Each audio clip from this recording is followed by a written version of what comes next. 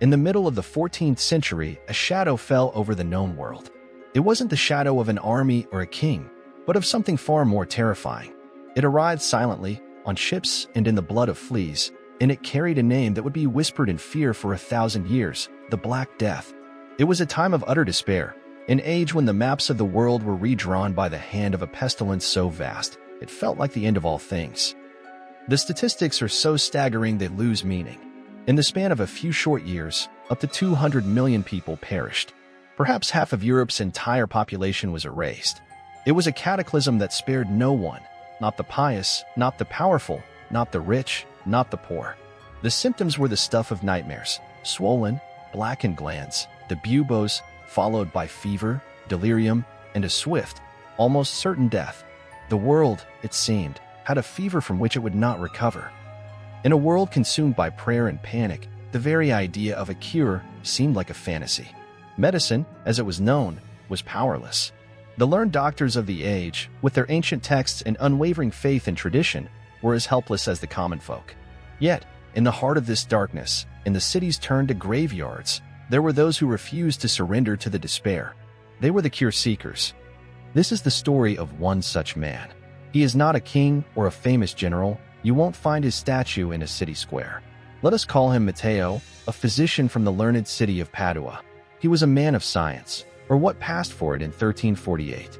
He had studied the great works of Galen and Hippocrates.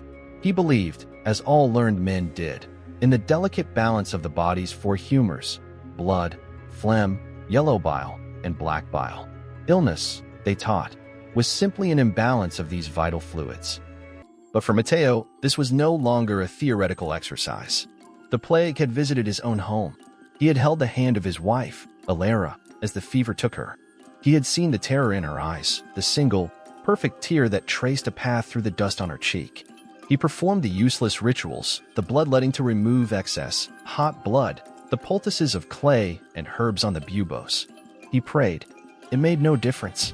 He was a doctor who could not heal the one person who mattered most. Her death shattered his world, but it forged a new purpose in its ruins. He had failed her, but he swore an oath at her graveside that he would not fail humanity. He would find an answer, not just a prayer, not just a theory from a 1,000-year-old book, but a real, tangible defense against the tide of death. His journey as a cure seeker began not in a laboratory, but in a graveyard of his own making. Matteo's world was filled with a cacophony of proposed cures, each born of desperation.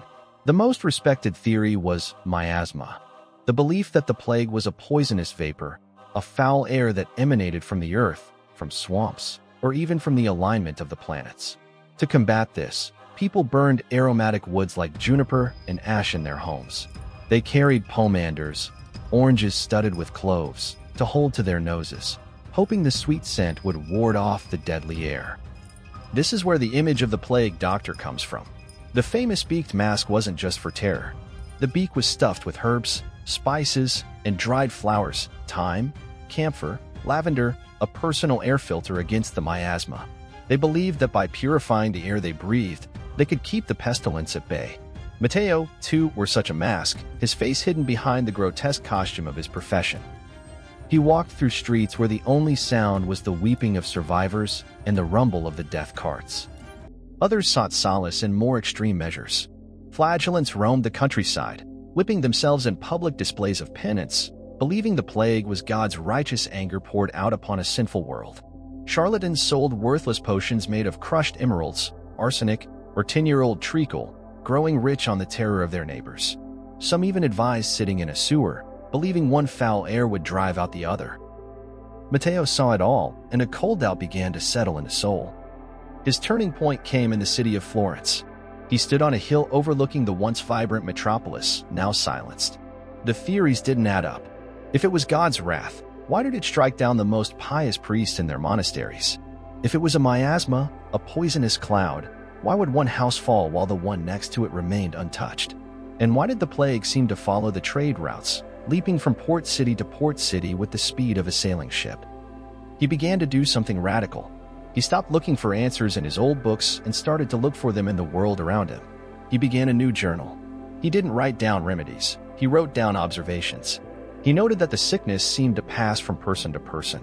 He saw how sailors arriving from the east would follow first, and then the dockworkers, and then the merchants they dealt with. It was a chain, a contagion, a concept that was only dimly understood. His most crucial observation came from the port of Ragusa. The city officials, in an act of desperation, had instituted a revolutionary policy.